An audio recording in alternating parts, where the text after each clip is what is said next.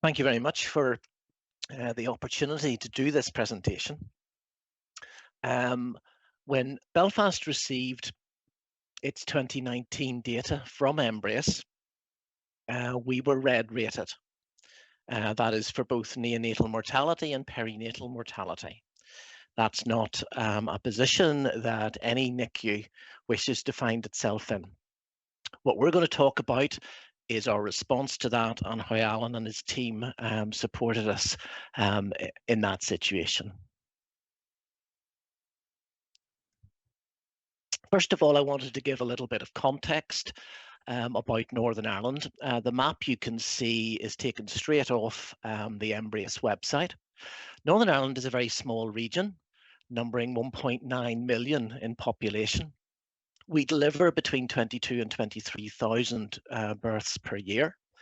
And as a small region, we actually just have a single tertiary NICU supported by 4 local NICUs. We have had a network established from 2013, but it doesn't operate in the way that many of you will expect in terms of an ODN. We're talking here about 2019, and in 2019, our M&M arrangements were that a multidisciplinary team met, a consultant did a presentation having reviewed the chart and presented learning, and that was all recorded, but PMRT was not in use for neonatal mortality. In addition, however, we had an arrangement with Newcastle upon Tyne, which was reciprocal, where 2 consultants from Newcastle would visit Belfast for our M&M meeting, would have the opportunity to review charts and would take part in the multidisciplinary meeting. And then 2 of our consultants would also return. I wanted as well to just give some context before we look at our MBRRACE 2019 data, some context in terms of the neonatal mortality for Northern Ireland as a whole. This histogram is from our Public Health Agency, and you can see in the purple histograms the steadily declining neonatal mortality for the United Kingdom as a whole. Notice that for Northern Ireland, so this is not Belfast Trust data, this is Northern Ireland data, you can see that Northern Ireland sits above the rest of the UK. Its data varies widely year on year, as you might expect for a relatively small region. And there are key years where the data certainly sits uncomfortably higher than that for the rest of the UK. And I'm referring to 2014, 2015, and for the purposes of this presentation, 2019. So here then is the standard way that MBRRACE send us the data. And as you can see, this is for 2019 for Belfast Trust, excluding deaths due to congenital anomalies. So you can see with the additional red arrows that we have placed in this slide, the data for stillbirths, for neonatal deaths in the middle, and for extended perinatal death at the bottom. In particular for neonatal deaths in that particular year, Belfast sat about 3 from the top. We're obviously a level 3 NICU with neonatal surgery. And for extended perinatal death, we were an absolute outlier in that group. What does MBRRACE recommend that you do in that situation? Well, it certainly recommends that you should identify potential modifiable factors, that you should take into account your local population characteristics and the quality of care. It comments that the people responsible for that kind of work are at trust board level, clinical directors, and heads of midwifery. What did we do in Belfast specifically? The first step was we had 36 cases involved, 36 mortalities to review. They had been reviewed at M&M level, as I've already explained previously. And we did a further high-level review, looking at the basic demographics of those cases, their gestation, their birth weight, their length of life, their diagnosis at death, etc.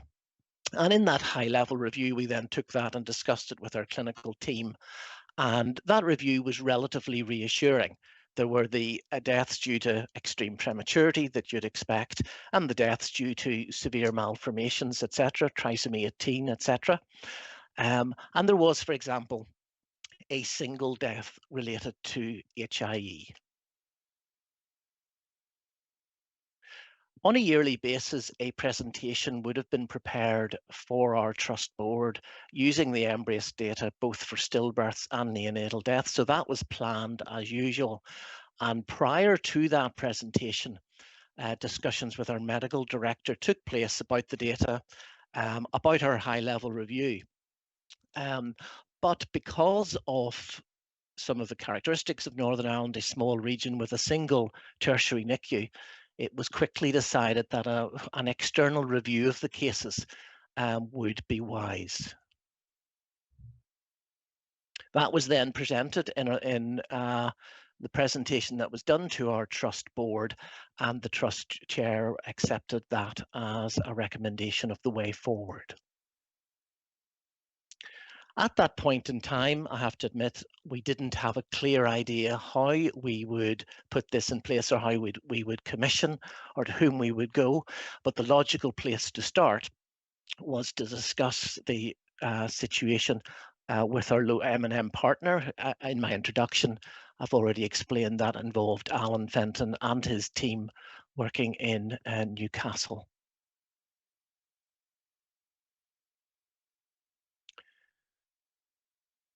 A key part of all of this is going to be preparing and supporting your clinical staff.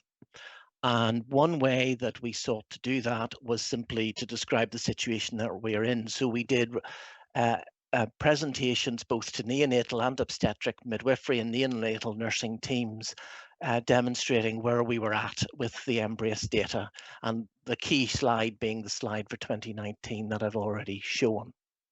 We also were reassuring. We described the high-level review of mortality, which we had done in addition. And as I've said, eyeballing that set of data didn't raise any additional concern.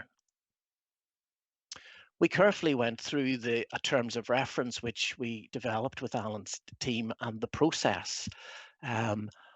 Teams were anxious, for example, might they be interviewed during this process, but the terms of reference were very clear that this was a case note review. The time frame for this scenario was really important. The time frame that we developed with agreement was 4 to 5 months, and that was stuck to. And I'd like to say that was an extremely important part of conducting this review. And it was very reassuring to the local clinical teams that that is what happened in practice. The other key thing for the review team as well, or was the review team agreeing that they would give feedback during the review process for the clinical teams. It was important that we realized that you wouldn't have a 5 or 6 month wait and then a very negative presentation and report. If there were adverse findings along the way, they would be fed back during the review process, and that was a key part of reassuring our frontline clinical teams.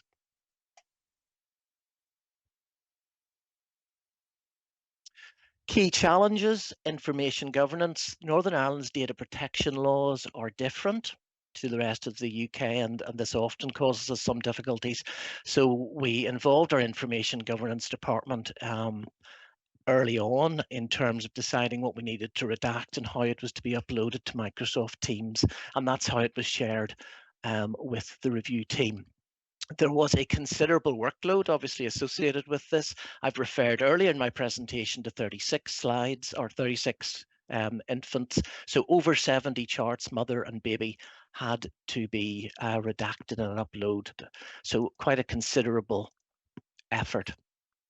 The local clinical teams and their anxiety, whether they were midwifery, obstetric, neonatal nursing or neonatologists, everybody found this process difficult. I've talked about how we tried to meet those challenges in terms of giving the information to the teams. And a key part of that was the opportunity of the clinical teams to meet with the review teams, although that was done virtually. Thank you, Clifford. As you've heard, we had a contact from Belfast about suggestions that we might have for running a review process. And it was clear from our discussions that clearly this would be external to Embrace UK, as Embrace does not do reviews of this nature, but also as much as possible independent of the regular team that came over to partake in the M&M reviews in Belfast from Newcastle. It was very encouraging to hear that Belfast's exec team were on board with the idea and were fully supportive. We'll talk about terms of reference, methodology, and timelines in more detail in a second. And as Clifford's already mentioned, involving and updating the local perinatal team was absolutely key, because we wanted this to be a process that engaged with them and help them deal with any learning that we found. So in looking at the terms of reference in a bit more detail, as has already been said, this was going to be an independent clinical review of the case notes with a very tightly controlled timescale. And I think that's very important, so that learning is identified at pace and implemented at pace before time goes on and the learning becomes historical. And we work to identify and grow themes, and that produced the learning. In terms of engagement with the clinical teams, we communicated with staff before we started the reviews to answer any questions and address any concerns they had, and also at the end before we presented the completed report. In terms of escalation, there were very clear processes during the review time. We could highlight cases that required SAIs, as well as reviewing existing SAIs and M&M reviews. And there was also a very clear pathway for us to escalate any serious concerns that came out of individual reviews. We used what we find to advise the trust board for any action needed to ensure that care was of an appropriate standard and high quality.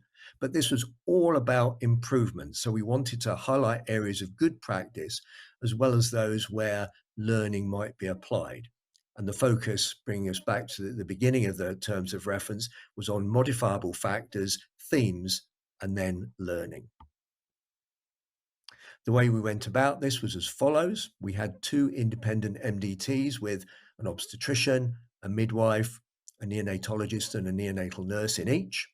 We had access to the notes, previous local reviews, SI and M&M reviews, and any RCAs.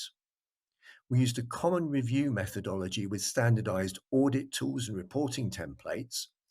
And once all the cases had been looked at, we met the 2 teams together to ensure that we had consistency of review, so that we could identify modifiable factors and learning and pull out the themes appropriately. What did we actually look at? On the left-hand side, you'll see things specific to maternity care, and likewise on the right-hand side, things specific to neonatal care. In the middle, there are a lot of areas that are common to both, and each of these were looked at and graded. Any of you who've done confidential inquiries will be familiar with this grading of modifiable factors, ranging from major, where issues contributed significantly to the outcome, to no modifiable factors, where no issues with care were identified. So, what did we find? Overall, we felt that the clinical care within both maternity and neonatal services was of a high standard. For example, from the maternity side, antenatal counselling was excellent. The fetal medicine team offered rapid assessment and support. There was effective MDT working across multiple groups. Likewise, neonatally, they were well led with clear support from seniors.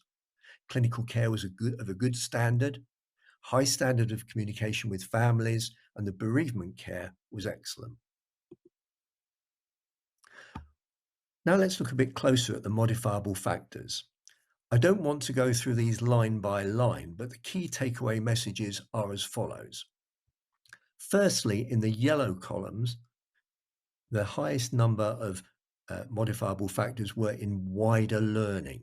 So these were where we identified learning, but they did not impact on the outcome for either maternity or neonatal outcomes.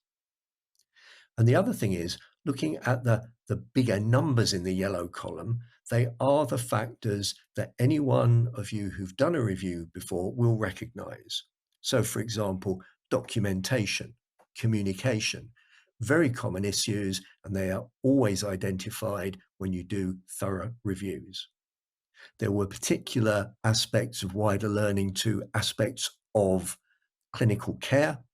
So on the obstetric midwifery side, assessment of point of entry into care and treatment.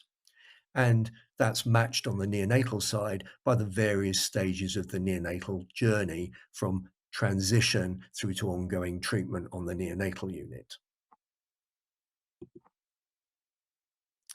We went back to the teams and presented our findings, and this is what they said.